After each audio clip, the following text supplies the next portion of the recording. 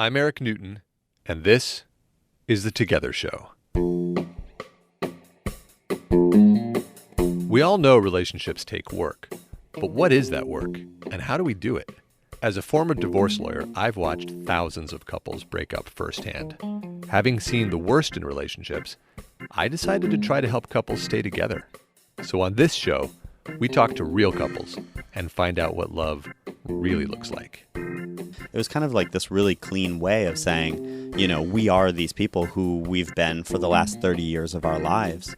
But it's really this incredible thing when you come together with someone else to be able to kind of like add a little piece of them into like who you are, you know, and the middle name just seemed like a really good fitting place to do that.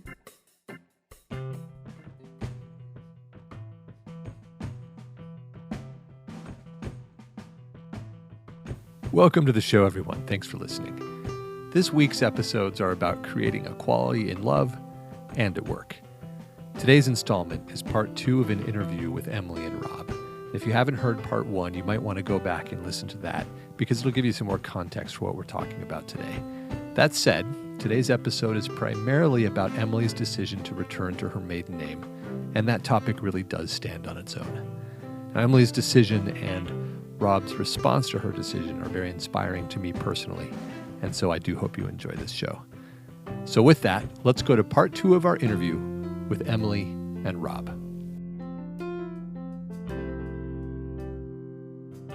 With me in the studio are Rob and Emily, and I'm not saying your last names on purpose because I want to have a big reveal. The full story. Yeah. So you just released an article and you published it on Medium, and it went viral. People loved this thing. I saw it shared all over Facebook about your decision to change your name back to your maiden name. So can you explain the foundation of what the article was about and why you made that decision? Yeah, so I decided to return to my maiden name, which is Olson. And the post was really about just sharing the story of the process of, even from when I was young, thinking about the day that you would change your name, which is a funny thing in itself as a young girl, and then the journey of that with Rob, actually choosing to change my name to his last name when we got married just about 3 years ago, and then kind of the series of moments that were adding up that just felt incongruent with me, and came to realize that it wasn't something that felt right for me and that I needed to change it back. And I just had a little voice that said, I think you need to share this too. And in the act of writing it, actually uncovered more of the history behind that decision and how much was sort of loaded in there for me. And so through the act of writing was also like very healing for me. And then turned out to be, it sparked a lot of conversation and a lot of personal stories around the globe, which was just an incredible gift, I think, when you're a writer and you share your story, to just have that kind of response. So, so that was the piece and the decision. And I guess you asked what led to the decision? Yeah, I mean, there was a lot underlying it, right? I mean, you were making the decision that you thought was the expedient decision, and it was also a decision based in love and appreciation for your husband and also tradition. And yet after the decision was made, you just never felt right about it, about changing your name.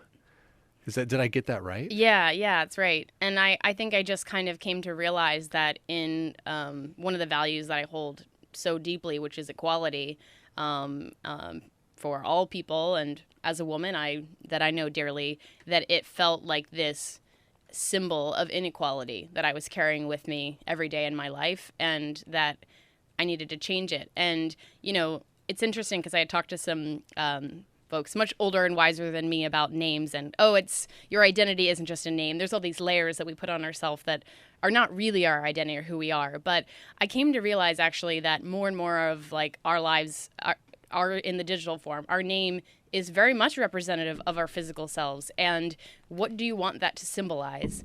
And I came to realize how important it was that my name did symbolize equality. That your name symbolizes equality. Yeah, that's a great I mean, that sums the whole thing up. I had never expected Aubrey to change her name to mine when we got married. And in fact, it never even crossed my mind. But when I read your article, it was so balanced and so heartfelt and so thoughtful, so thoughtfully critical that now I would never let her change her name to mine. Mm-hmm. So I was really moved by it, and I really appreciate the writing. Now, tell us what decision you two did make about your names. Yeah, so I guess I'll take that. So it's really interesting because, like you, I never really had an expectation that Em would necessarily take my name. And I think it was the year leading up to our wedding that we both just kept having this conversation about, what will we do? Will you keep your name? Will you take mine? And I would certainly be proud to be unified. And I think a big part of why we got married after, I guess it was about 10 years together, was really to unify us as a family in preparation for having children. And we thought to ourselves, well, what would their names be if each of our last names are different? And so, as we continued to talk about it, I know, Em had come to a place where she was like, yeah, maybe I will just take your name. And the rest was kind of history. And we kind of like led up to the wedding, as her piece said. And she took my name, and it just was kind of like an ill-fitting coat, that never really felt quite right.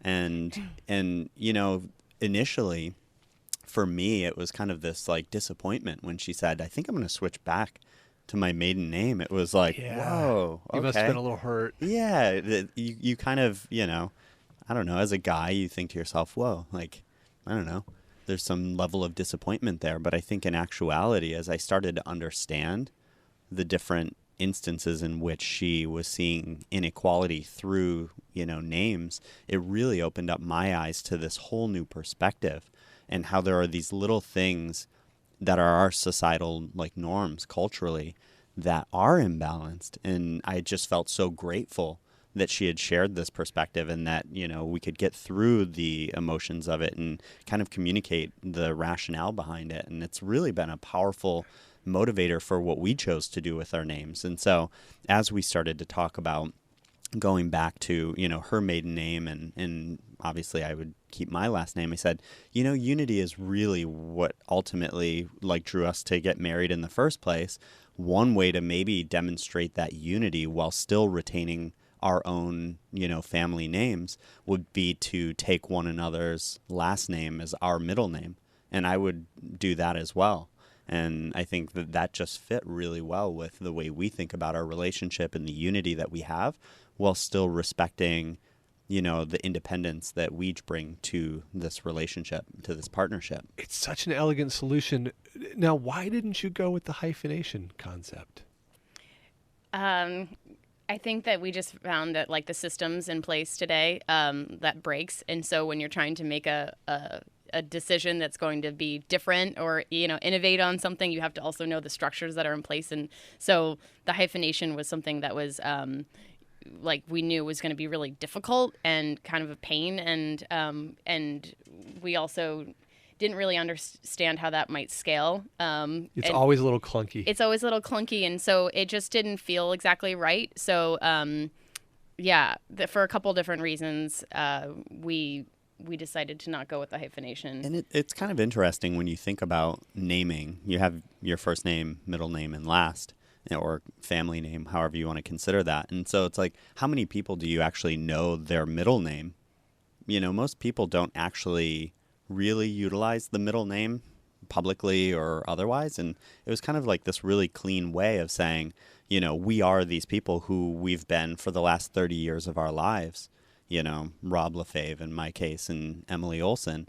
But it's really this incredible thing when you come together with someone else to be able to kind of like add a little piece of them into like who you are, and the middle name just seemed like a really good fitting place to do that. Yeah, and it's interesting to see like now the expression of that in so many ways that names are used that like sometimes people will just use our first and last name, Emily Olson, Rob Lefebvre, and sometimes they'll use both. And we are both things. We are both individuals, and we are both in relation to each other. Like when you enter into a relationship, you are forever forever changed, and you are in that container of a relationship different because you are in relation to this other person. And so I think it's interesting, again, it being symbolic of that both things work and both things are true. But like where the names will show up, like sometimes it's the way people end up interpreting it will be different. Well, so why don't each of you say your new names now? So my new name is Emily LaFave Olson. And mine is Rob Olson LaFave. It really is so beautiful. One of the coolest things is when he changed his name on Facebook, which I have to give Facebook a lot of credit because they make name changing a lot easier than any of the other services. Oh, great.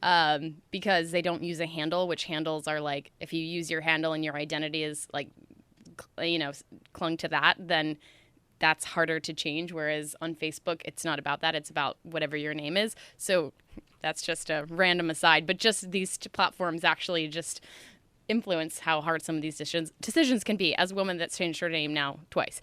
But on Facebook, Rob now, when he's like liking things and he's particularly my family's post, like my dad, Bill Olson, my sister, Christina Olson, he now has my name reflected in my family's name. And I remember cool. like him saying, what's really interesting is that, we are both joining our families together.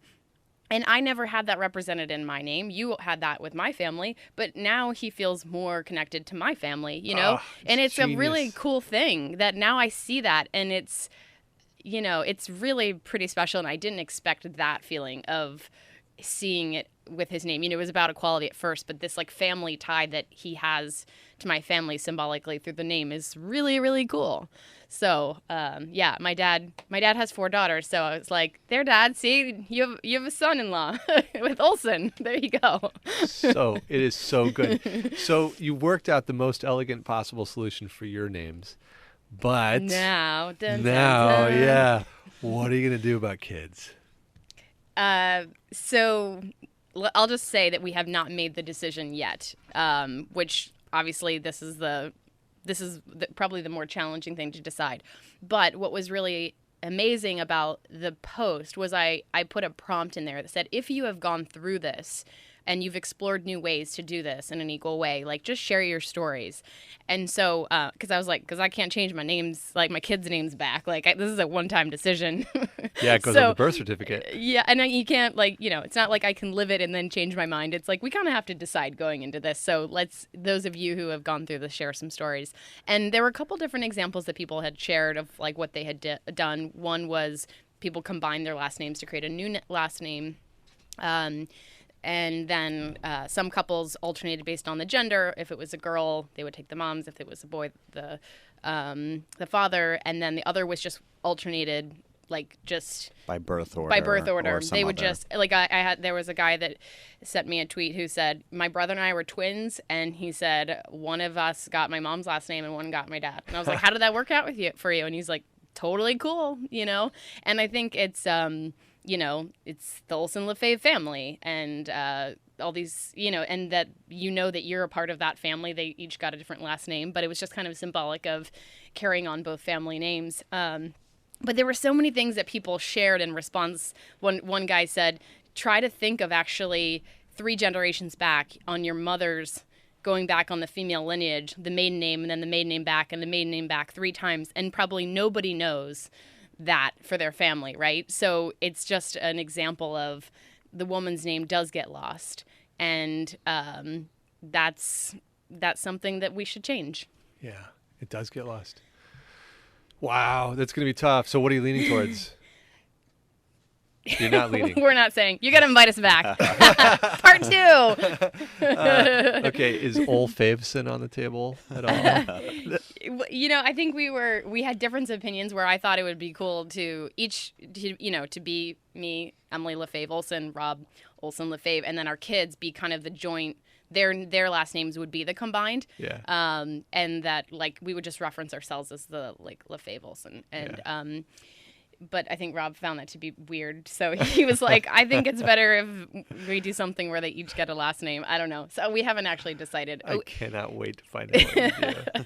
I know. There's so many people that said, okay, so what are you going to do with the kids? I'm like, okay, one thing at a time. Yeah. This was a lot just to do this. Material for a future Medium post. Yeah. Chapter 2. Yeah, you definitely got to have some mystery. Yeah. So I was turning away from the name. Well, is there anything else you want to say about the name issue? No, I think Em shared, kind of our perspective, but it really was this incredible thing for me personally to feel deeper connection with her family, who I've known for over a decade. And I really love Em's family and feel, like I've always had that connection to them, but it's just been that much more so. Yeah. Just in the last, month or 2 months since we decided to make this decision and kind of publicly expressed it. It's such a wonderful, unexpected result. Yeah. The closest to her family. Yeah. Yeah. I have to say that when I was reading the article, I felt a lot of appreciation for you because I could imagine how hard it was for her when she told you that, how hard it was for you to hear it when she told you the first time. Mm-hmm. But then your openness to really stop and consider how impactful it is on her. Because, we're white men and we really do get so much unconscious privilege that we're just not even aware of. Absolutely. And everybody who's not a white man just doesn't get those little minor benefits that add up. And for you to be willing to stop and consider the impact that was having on your wife, even though it's tradition in our country, it really touched me when I was reading it. Thank you. Yeah. And I think it even goes into the next generation, as future parents, we really think about whether we have girls and or boys. It's really important in either case to really allow our names to be a symbol for equality. Yeah. Even if we have a family of all boys, like for them to understand and recognize, like you say, the privilege that men have had in our culture, in this patriarchal society. And similarly, if we have girls or, whatever gender children we have, I think it's really important to convey to them that they can be anything, they can do anything, and that they, should feel no sense of inequality.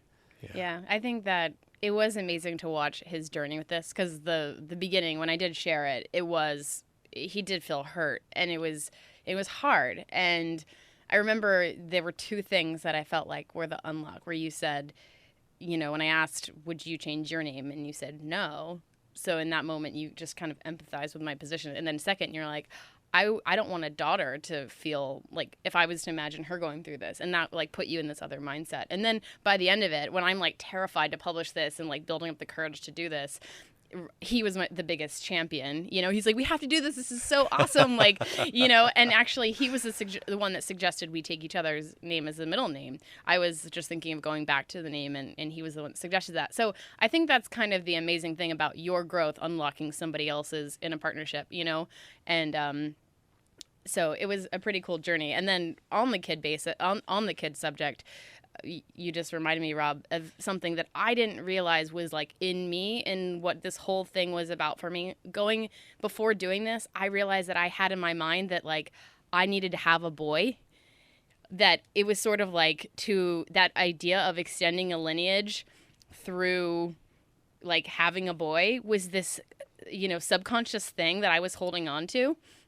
And I remember that once I had processed all this, it was like that just dissolved and went away, and that was the growth I needed to do. And thank God, like we don't have kids yet, and that I'm not, sending those signals into whatever children we have, Yeah, that they were the wrong or the right gender. Either one of those could be harmful. Yeah, right. You just have to just like love what whatever gender you get, and you're like, God, that's like, these things are passed down and it's like living in me. And then you got to wrestle and you got to deal with that, or else you're going to pass it along. So thankfully, this whole process was more than just, this beautiful symbol of our equality, our relationship, but I think is unlocking this future gift. Yeah. And for many other people. I mean, like you said, it started a global conversation about the issue. Yeah. Yeah, you guys are both heroes in that one. that worked out really well. Yeah. Well, It's thanks for been good. sharing it. Yeah. Well, let's turn back to dynamics in the workplace, because I realized something I didn't address in the first half, which is obvious to anybody who must have been listening. You guys spend all your time together. That is true. All your time. And most people need a little bit of a break, and it's usually when they're working. And so you obviously live together. We do. Right? And Clarify that. and do you work in an office? You do, right? Because We you have a do. team. And so how does that play out? Let me ask the general question first. How does that play out? And then we'll get more specific. It's interesting.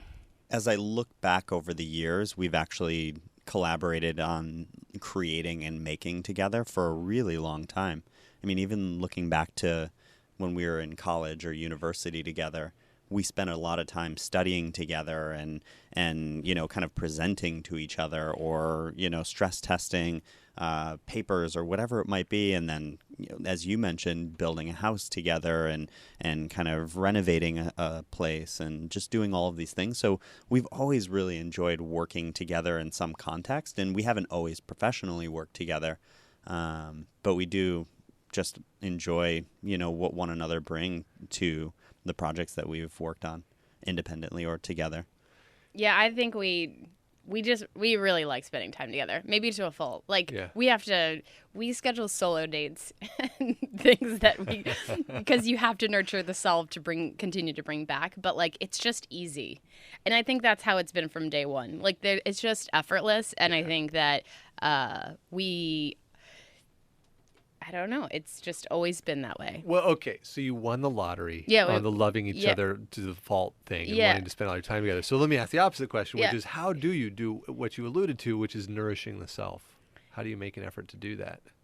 Yeah, we just get intentional with solo time, and that might just be that one ritual we have is at Saturday morning. We get up and we go do totally different things. And most people would have the opposite, which is Saturday, let's go do something together. We say, Saturday morning, let's go do the opposite. And Rob likes to go for a walk down to the farmer's market, and I tend to like to go and write and or whatever is calling that, on a Saturday morning. But we tend to go do it solo. And same with our Friday nights. I get energized by going out, and he gets energized by staying in. And that's just different. And we just nurture that side of ourselves. And that's really, really important. So I think we also have morning routines that we do throughout the week.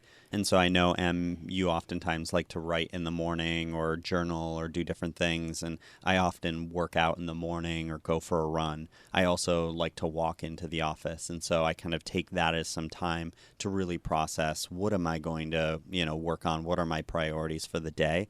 And so I do a lot of kind of solo walking and thinking. And so that's a great way, either walking into the office or walking home from the office, to create a little bit of space where we're otherwise spending, a lot of time together. That being said, you would think that we would spend considerably more time in the office working together, but by virtue of the things that we work on, we actually sometimes will connect in the evening, and it's what did you work on all day? Or what were you most excited about? What did you accomplish? And vice versa, she'll say, oh, what have you been working on? Because as a company, we have a stand up in the morning, and we all say what our priorities are, what we're working on. But, then we kind of go our own separate ways and accomplish what we need to do. Yeah. And that's oftentimes separate. So. Right. Which leads me to another question about that dynamic. In the workplace, I wonder how it is for your employees that the two of you are married. Because in some, your employees and also your investors, because they have to know that fundamentally the two of you are committed to one another, and that you're probably going to, as a result, side together on important decisions, or at least have discussed it offline together. So how does that play out for them? Do they feel like it's balanced, or have you done anything proactive to make sure that they do feel it's balanced?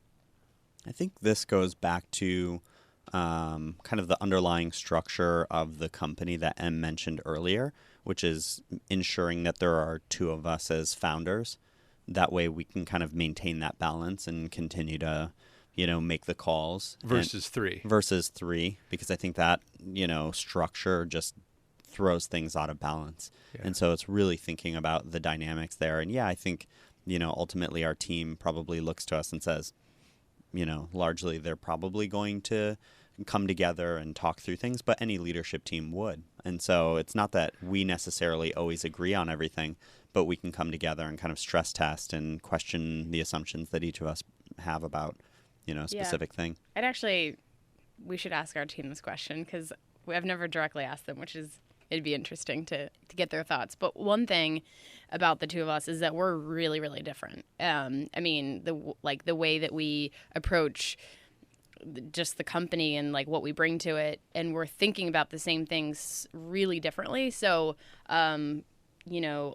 oftentimes like I'll be siding with an employee about something, or Rob will on a different front, and but we're unified in the final decision of sort of where the company needs to go. So I think that the fact that we're so different too helps a lot. That I don't know, we're working on different issues and have these different perspectives. Yeah, it's not to overemphasize that we would necessarily always come to the same conclusion, because I think more often than not we come to dissimilar conclusions, right?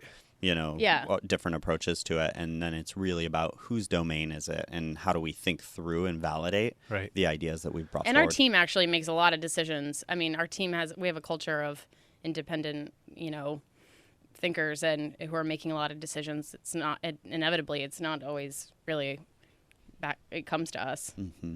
Well, it's very clear to me that having a third partner would be extraordinarily challenging. That's obvious. It wasn't obvious to us. It wasn't obvious 7 to you? years in. I mean, yeah. Well, actually, yeah. It didn't. Well, actually, the first founder. Well, I don't need to go into it, but yeah, I guess we learned it later than maybe we should have.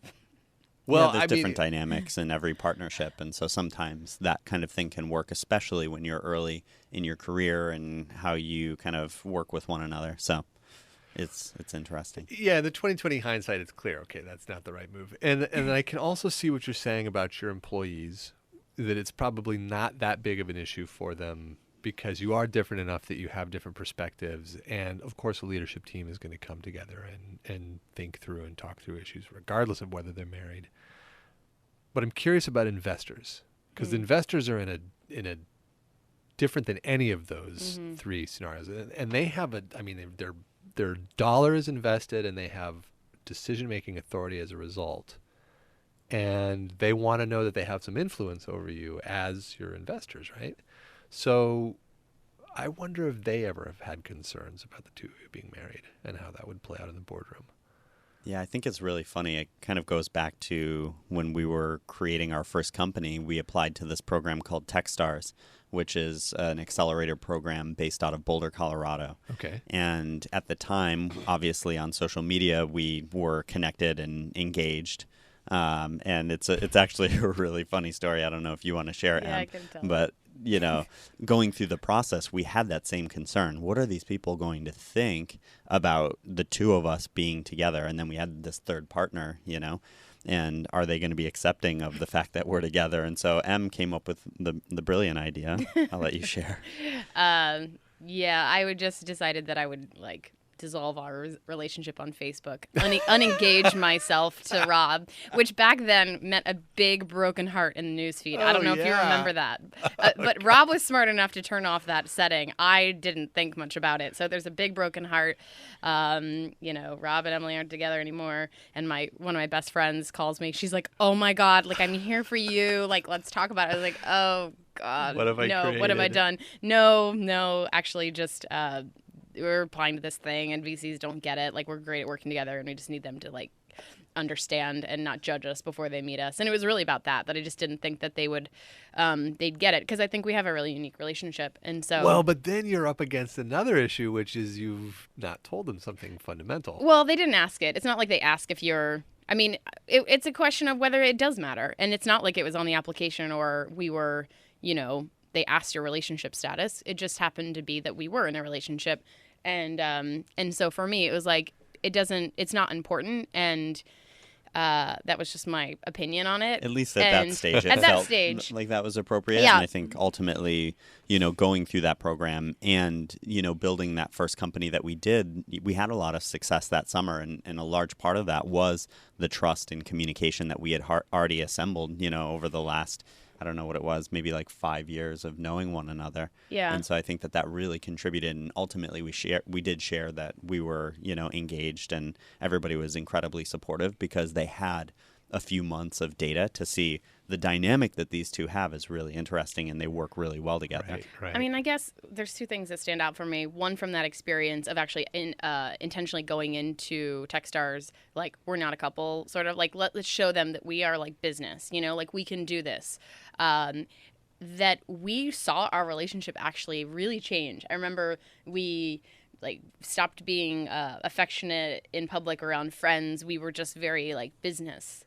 And it was the first time I recognized that those little things impact how you think about the person, and we stopped feeling like romantic, and we started thinking each other more like a business partner. And when we moved from Boulder to San Francisco, we kind of had this reset. We're like, okay, we're moving to this new town. Like, we're a couple in business, not like we don't need to remove that part. And so I think that we had earned enough trust in us as partners that we could do it. But inevitably, I'm sure there were VCs or investors that weren't comfortable with it. And some had said it directly to our face that they wouldn't invest for that reason.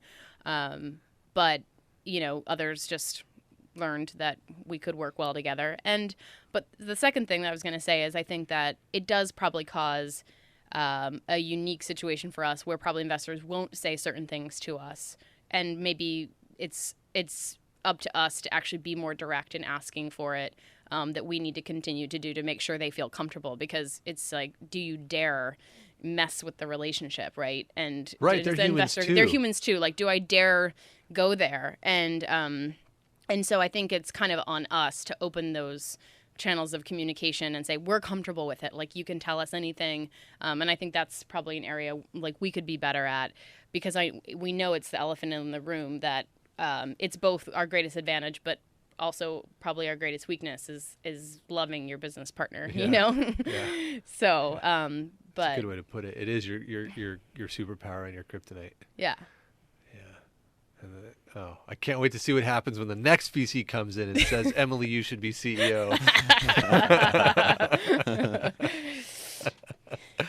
Well, guys, thanks so much for talking about this. Any last words on the relationship dynamic in the entrepreneurial space?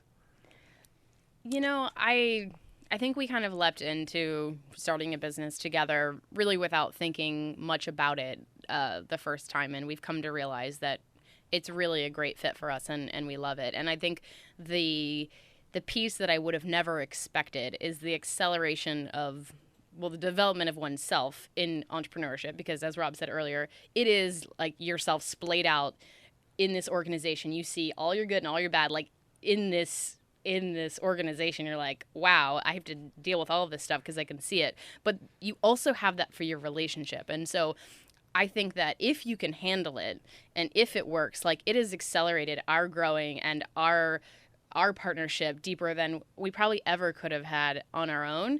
And so that's been kind of the magic that I think, seeing each other in that place of your superpower in work or your genius, and getting to be sit side by side for that, instead of just hearing the stories when you come home. I get to see him in his element and those gifts that he has in a way I never would otherwise. And that's really, really cool. Yeah.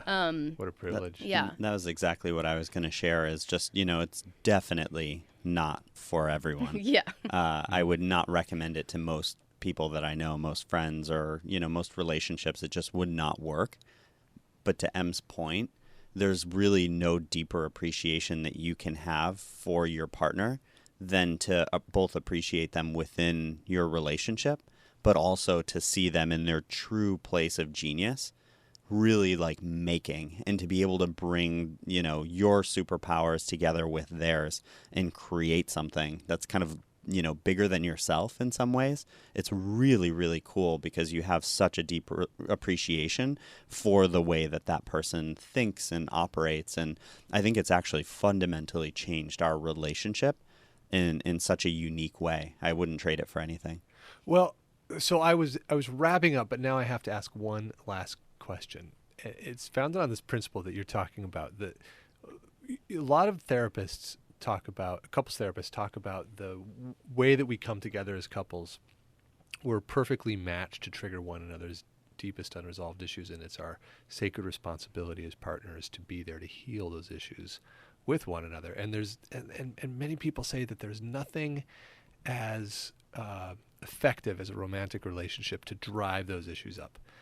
And then the second most effective thing that people always cite is a business partnership.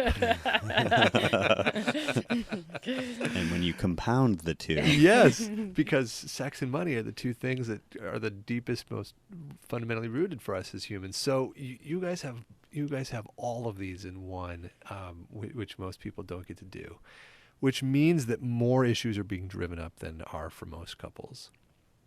And when couples face issues, they break up or they ignore them or they use them to go deeper. And I'm wondering, and this is the question, what do you do to make sure that you take that third door and you use the conflict to go deeper as opposed to ignoring it or splitting, which you're obviously not doing? I mean, I think it's... we have a shared philosophy about tension and conflict, that it's like to propel you forward, and that it's a good thing. We talk about kind conflict, and that it's a really healthy and important thing. And I feel like it's... I don't know. I guess I only see the path forward, and that's the way we've progressed. How does kind conflict go? Well, I think it's interesting because if you look at kind of the way we view even the word conflict, as a society, in the English language, it's so closely associated with aggression or violence, conflict. It's kind of like armed conflict is this connotation. But in reality, what you learn in a relationship, or what you don't often learn in a relationship that you do in business, is that conflict truly can propel things forward in a way that almost nothing else can. You can either have oscillation or you can have propulsion. And I think conflict is one of those really direct ways to do that and to learn, because if you have a growth mindset, you're constantly trying to think about your strongly held opinions, or you have strong opinions that are loosely held, I think is the right way to put it. And so it's constantly looking at, the way you think about certain things and then contrasting that with someone outside of yourself. And I think to your point, when you're in partnership and in business and all of these things, it's really bringing a lot of that to the surface and recognizing that each one of these points of conflict is actually an opportunity for growth. And if you can accept that, and you actually trust and love that other individual to kind of show you their perspective, it's a lot like the naming thing. It can open up a whole new horizon for you, and it could be a paradigm shift for you, as an individual. Yeah. And are you able to remember that when your feelings are being hurt? I think that what we've come to learn is that you feel something fully, whatever emotions, you give it a little time, and that conflict should happen like once that's been processed, but not in it. And that's like the really important thing for us, is that like the emotion is the signal, but it's probably not the right state to actually conduct in the conflict. So we generally have a pretty calm state, the two of us, and can navigate it in that place. But if it's a really emotional thing, we just usually say like time out, like process whatever that was, and then we come back to actually having the conversation at a different time. So I think that's actually the critical thing for us. That's beautiful. Yeah. Really is good. Okay. All right. Any last words on that? No, I mean, I just think working through things is really about having that growth mindset, that we just both want to grow and we want to heal in the ways that our partner is there to be for us. And I think you just have to be open to it. You have to receive it, and you have to just be able to accept all of that stuff. And I think that growth and openness has like really gotten us through so much. And I think that when you are in business and you can't like shrug, put it under the rug and go to work. Like there's also these growth moments that have happened with the two of us because like the business has to keep going. And like we have tenacity that like we do not give up, and things like we're winners and things succeed. And so it's like, well, damn it, like we got to work through this stuff because like that's how this thing is going to move forward. And that's the kind of funny thing about the business part of it, is that like so much of the growth has probably been accelerated because we have to. That's how we win. That is genius. You have no choice. You have to succeed. Yeah. Sometimes you just have to be forced, right?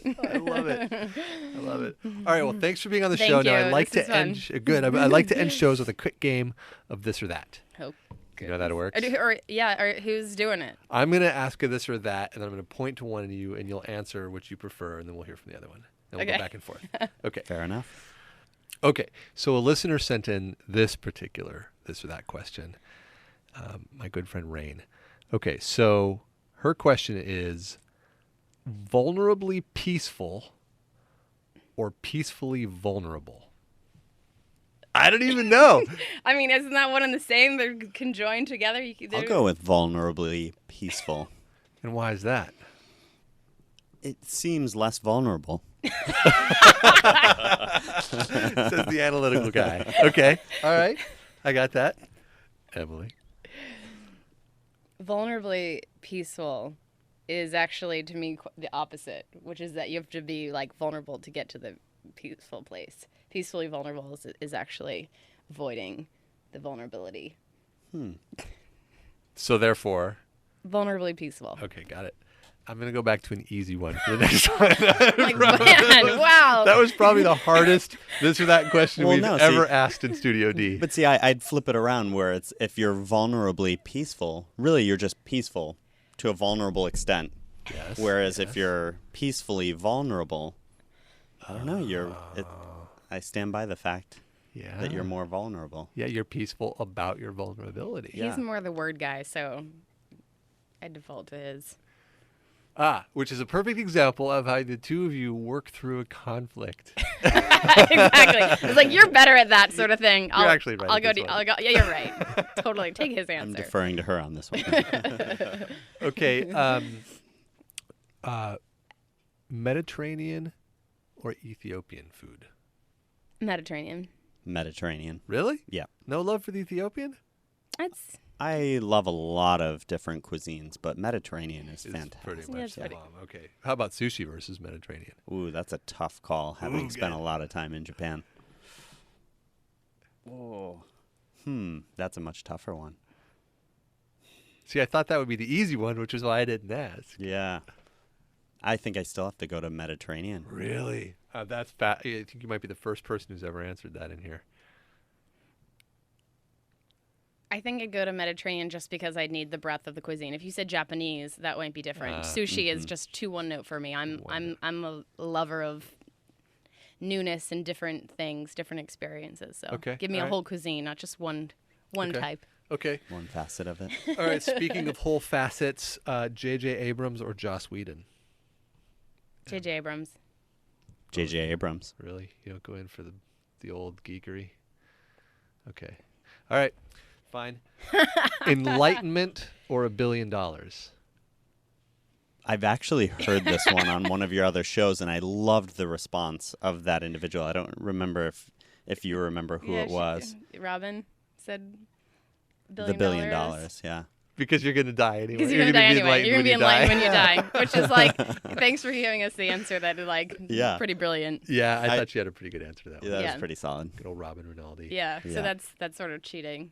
Do you guys know her, by the way? No, Yeah, she's so awesome. Okay. that was a great episode though. Yeah, it was. And she edits all of our articles on the magazine. Oh, Yeah, nice. she's our editor. Cool. Okay, last question, which if you've heard an episode, you know is coming. Would you rather live forever, as in beyond the heat death of the universe forever, or die in the next 5 minutes?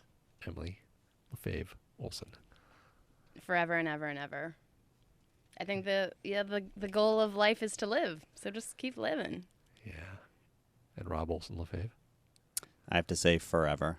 5 minutes is just too short. If it was like 5 years, I think, it would be a bigger point of consideration, but I'd have to say forever over 5 minutes. I hear you, but don't you think in a million years you're going to be really regretting this decision? I don't know. I think it's all about like continually learning and evolving through that experience. I mean, if we really want to get deep, isn't it just the same thing? I kind of think it is. It's kind of the same thing. I mean, right? It's very instant. It's all the same. It's forever in this moment. Eternity is in this moment, or something like that. So, amen. Do I have to choose? No, you really don't, because I happen to think that's the truth too. All right. Well, thanks again for being on the show, you guys. It was absolutely fantastic. And so much can't fun. wait for part 2 when there's a baby. Yeah. Right. So will my father and my mother.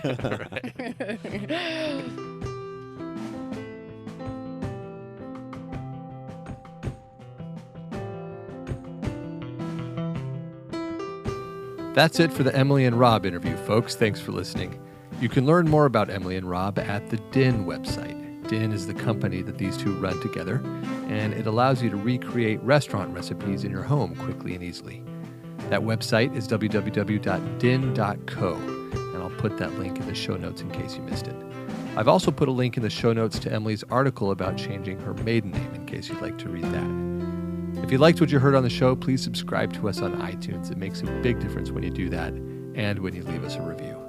If you have any questions or comments, or if you'd like to be on the show, please reach out via one of our platforms. You can find our website at www.together.guide.